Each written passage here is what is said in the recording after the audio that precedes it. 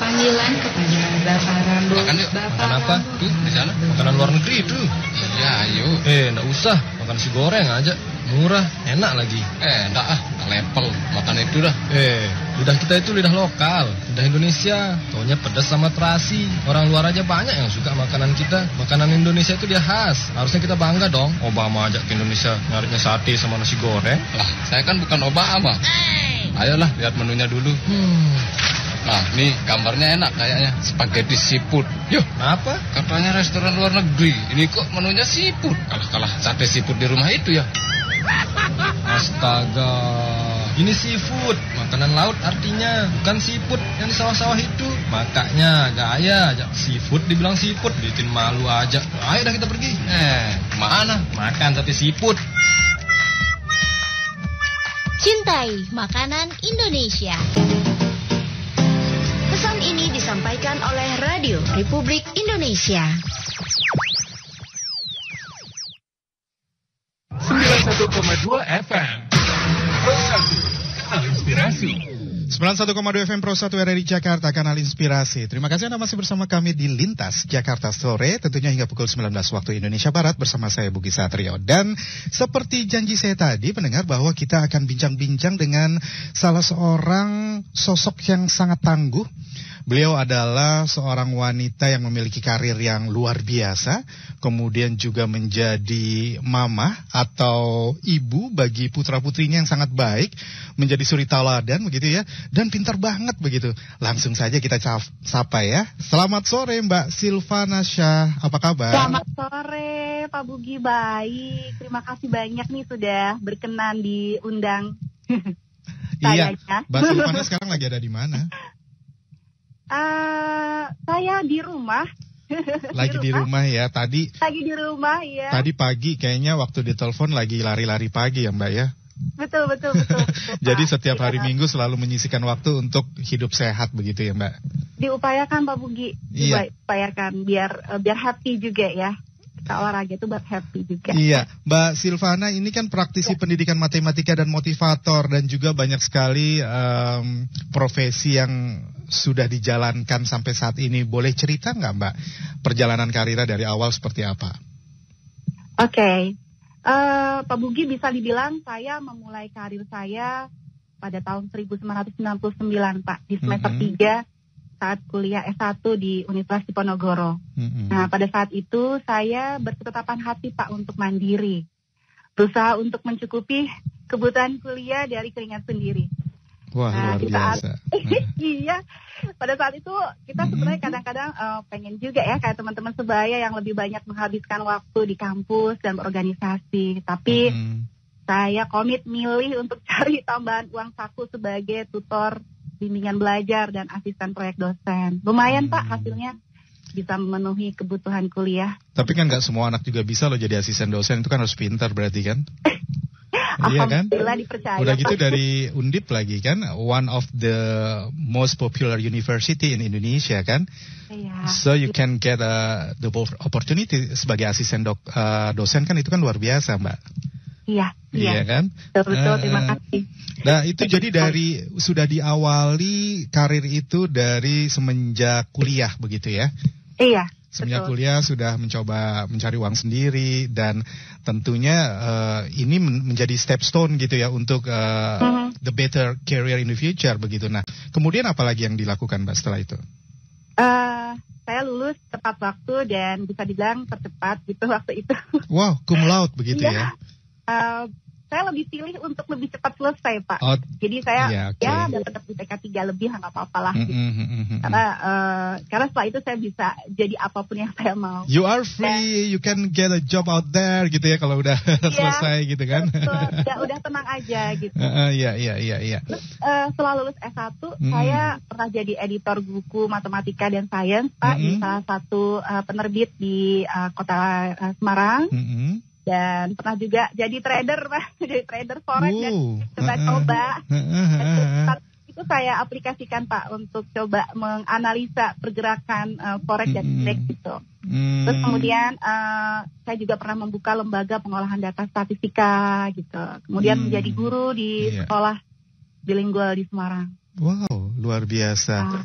so many expertise ya, you can do begitu ya, banyak keahlian yang bisa Mbak Silvana lakukan begitu ya, tentunya. Nah ini praktisi pendidikan matematika kan, everybody knows that I think it's quite difficult to teach our kids gitu ya untuk matematika begitu ya, agak susah begitu untuk mengajarkan anak-anak kita, putra-putri kita, adik-adik kita untuk matematika kan, kayak aduh susah banget deh.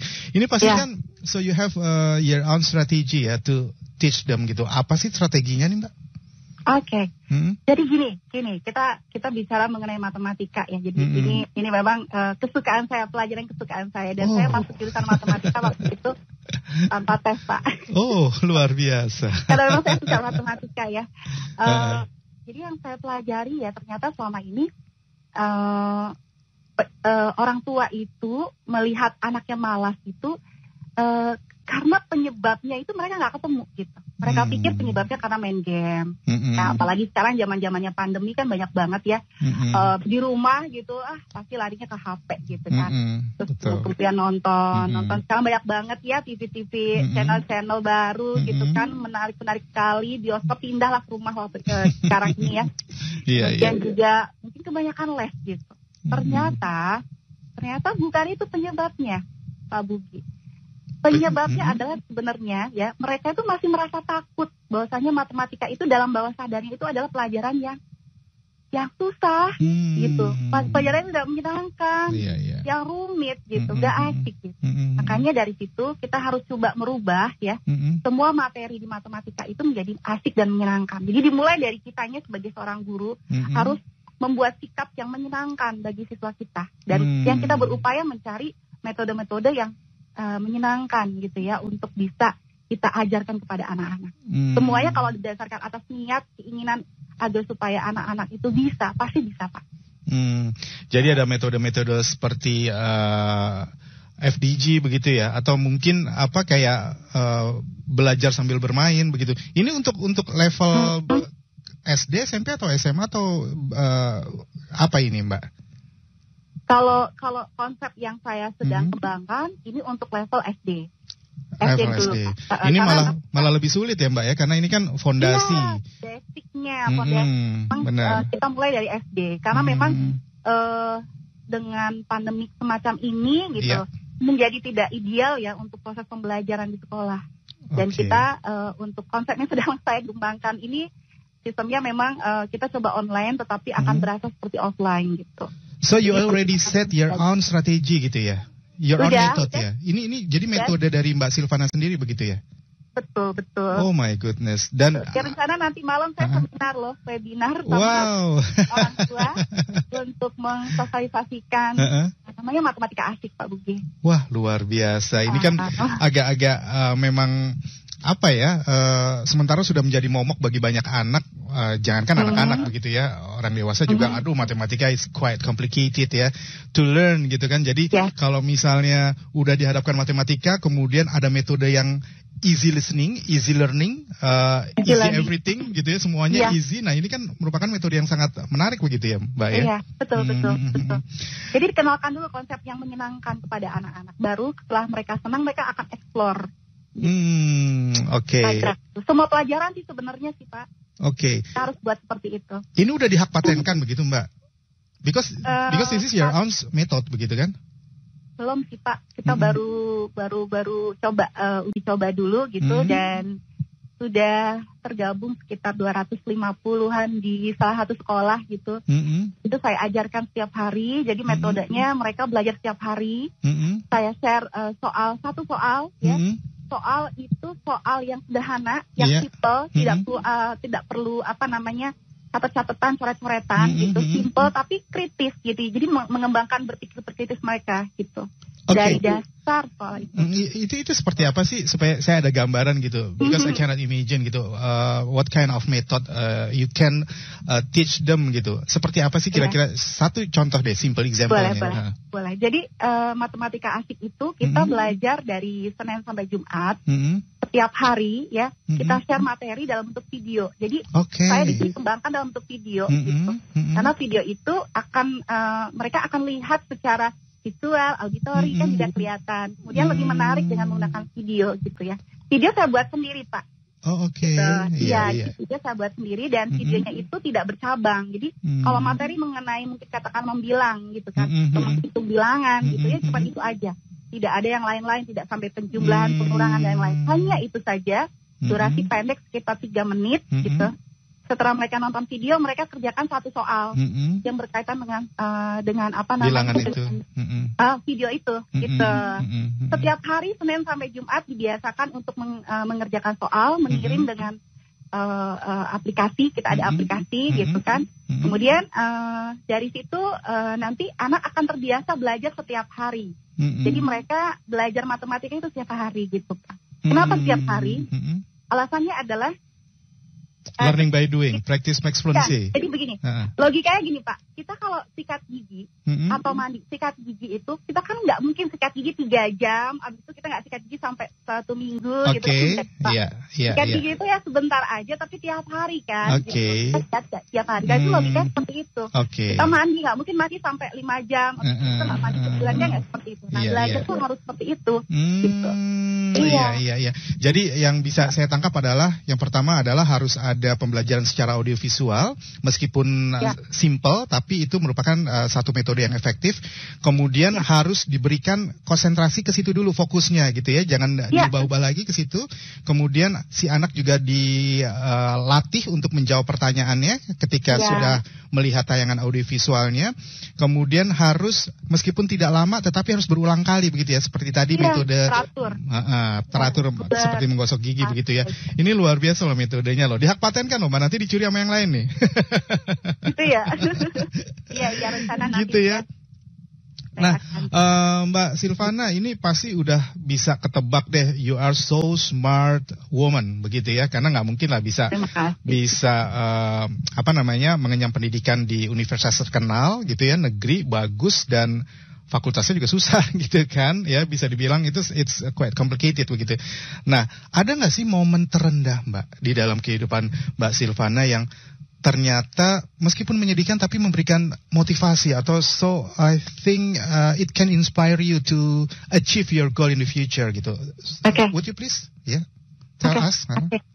Oke. Sebenarnya sih kalau dibilang momen yang mengecewakan itu wajar ya, dalam kehidupan kita itu selalu ada momen yang mengecewakan gitu. Kenapa? Karena itu menandakan kita dicoba oleh Tuhan. Dicoba itu berarti menandakan kita itu siap nggak sih diangkat derajatnya di mata Tuhan. Betul. Nah, suatu hal yang wajar loh Pak, jika dalam hidup itu ada kesusahan, ada penolakan. Kita anggap wajar karena ini merupakan bagian dari proses. Nah, justru momen yang mengecewakan bagi saya itu adalah ketika saya tidak bisa jadi diri saya sendiri Pak. Gitu. Kemudian tidak bisa bersyukur atas apa yang Tuhan berikan kepada saya. Betapa banyaknya kasih sayangnya yang tidak saya syukuri. Nah, emang ada sesuatu yang ternyata terjadi di dalam kehidupan Mbak Silvana? Iya, betul. Sebenarnya ini saya baru merasakan turning point yang terbaik saya gitu kan. Yang sangat terbaik saya itu tahun 2020 kemarin Pak Bugi. 2020 kemarin saya dapat berkah, ini boleh cerita ya? Iya, silakan. Kita sharing ya Pak ya. Jadi saya itu survivor cancer payudara Pak, stadium 2A. Jadi 2020 kemarin itu saya di tahun baru itu saya dapat berkah dari Tuhan berupa cancer, dan akhirnya saya harus menjalani serangkaian perawatan, harus ikhlas ya Pak ya menjalani perawatan itu ya. Mulai dari kemoterapi, operasi, radiasi, target terapi. Kita harus ikhlas kehilangan rambut. Kehilangan rambut dan tubuh yang berbeda gitu setelah kemoterapi. Tapi saya yakin itu adalah yang terbaik, jalan yang terbaik. Dan alhamdulillah saya semakin sehat, semakin semangat ya, semakin vibrant Pak. Dan saat ini saya sedang lanjut ini studi nih di S3 Ilmu Manajemen di UNJ. Mohon doa. Luar biasa.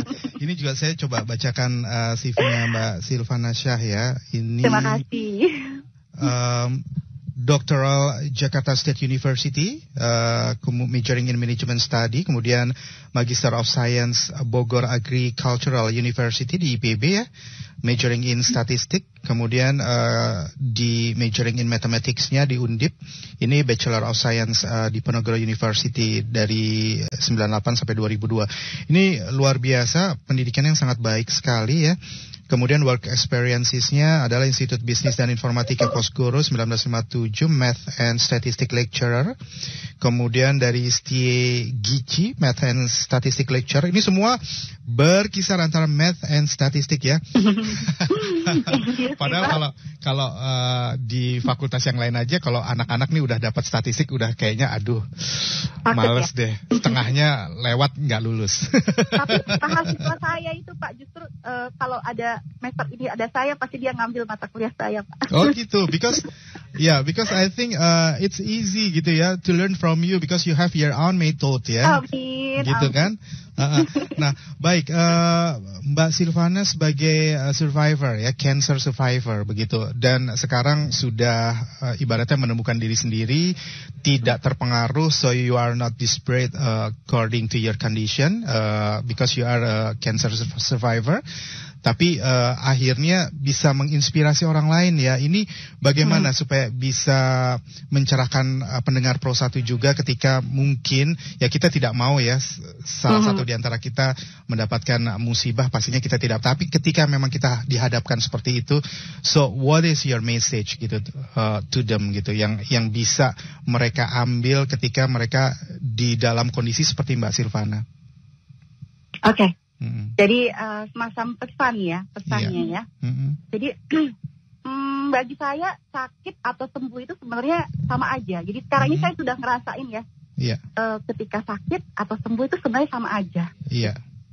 Nah, namun yang paling penting adalah bagaimana kita bisa menjadi pembawa rahmat bagi alam semesta.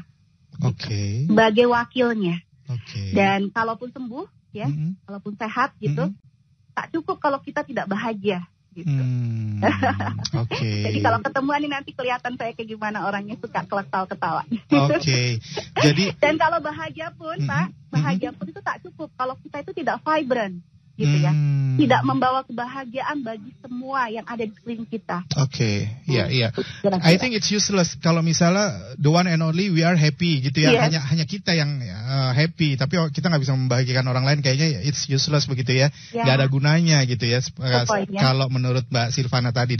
Dan ini juga satu poin yang memang bisa kita pelajari di sore hari ini Mbak, ketika memang ada kan orang yang mungkin fokusnya adalah dia bahagia, so they don't care about anybody else. Tapi kalau Mbak Silvana merasa bahwa kayaknya it's useless deh kalau misalnya kita sendiri yang bahagia, tapi kita tidak bisa vibrant gitu tadi kan ya, menjadi kebahagiaan bagi orang lain. Luar biasa nih Mbak Silvana. Iya, Mbak, siapa sih orang-orang yang mendukung selama ini selain keluarga inti Mbak? Saya bersyukur ya Pak, saya selalu dikelilingi oleh orang-orang yang baik. Dari suami saya, pasangan saya yang selalu memahami saya. Kemudian saya punya 3 buah hati sebagai penyejuk hati saya. Gitu. Keluarga saya, ibu saya, adik-adik saya pun juga mendukung saya. Saya punya guru-guru juga yang perhatian kepada saya. Saya punya teman-teman juga yang bisa diandalkan. Punya murid-murid yang membahagiakan. Jadi ya nggak ada lagi alasan saya untuk nggak bersyukur Pak. Iya, itu mungkin karena hukum tabur tuai juga ya. Ketika Mbak Silvana vibrant begitu ya, menebarkan kebahagiaan kepada orang lain, automatically dia akan give it back to you begitu ya. Memberikan kebahagiaan itu kembali kepada Mbak Silvana dengan support dari orang-orang terdekat, dari semuanya yang ada di environment-nya Mbak Silvana, sehingga vibes-nya selalu positif gitu ya, tidak pernah ada negative vibes gitu ya. Luar biasa loh, ini saya belajar banyak juga nih dari Mbak Silvana sore hari ini. Dan sama-sama. Mbak Silvana, apa sih yang memberikan kekuatan dan keyakinan, kepercayaan diri yang selalu terdengar terus begitu ya, dari suaranya saja Mbak Silvana bukan orang yang pesimistis, tapi yang optimis, yang yakin, yang percaya diri. Bagaimana sih untuk maintain ketika kita when we are talking about self confidence, I think it's up and down begitu ya, naik turun ya. So how to maintain your self confidence?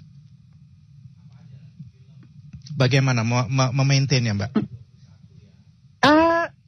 Cara saya memaintain itu ada 4 cara. Iya.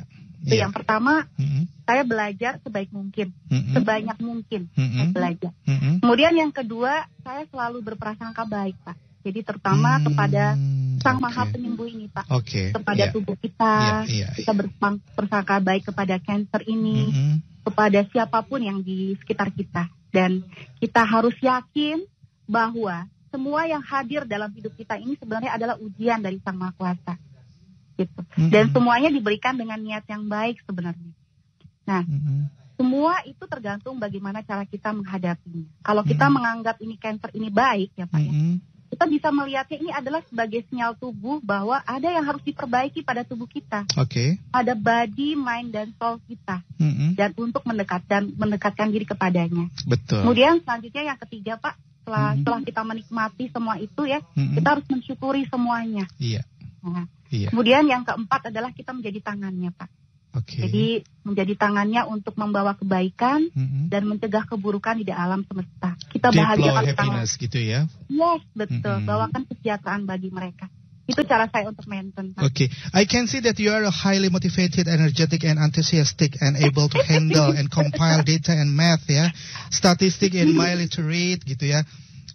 You are creative, fast learner who have strong leadership skill, able to carry out research with minimum supervision, and able to work effectively, both individual and learn or a team, ya. Fluent in English. Oh, so you can speak English well, of course, because you teach students bilingual, ya. Ya, lumayan, Pak.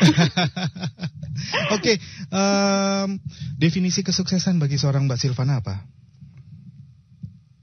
Bagi saya sukses itu saya sukses dunia dan akhirat, Pak.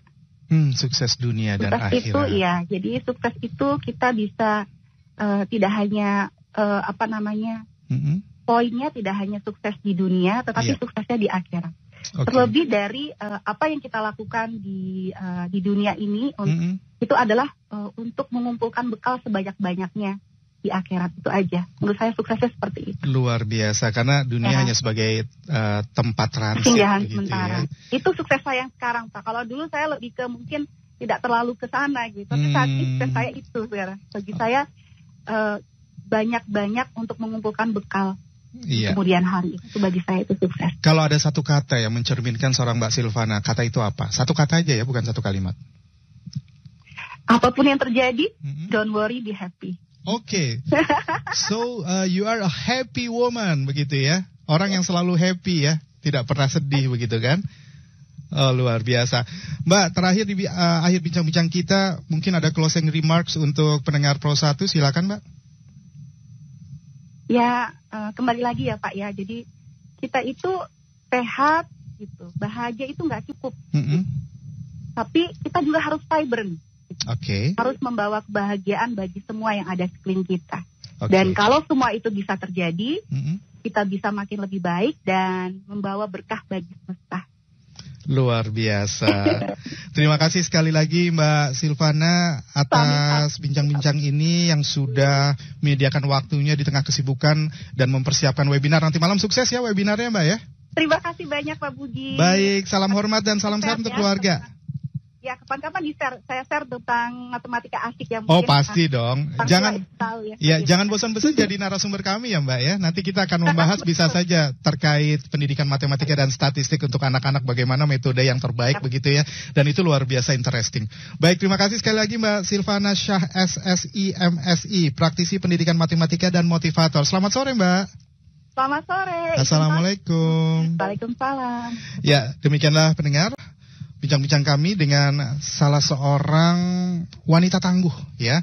Meskipun beliau adalah cancer survivor, tapi beliau tetap memancarkan kebahagiaan dan ingin orang lain juga bahagia. Silvana Shah SSI MSI, seorang praktisi pendidikan matematika dan motivator. Jangan kemana-mana, tetap bersama kami di 91,2 FM Pro 1 RRI Jakarta, Kanal Inspirasi.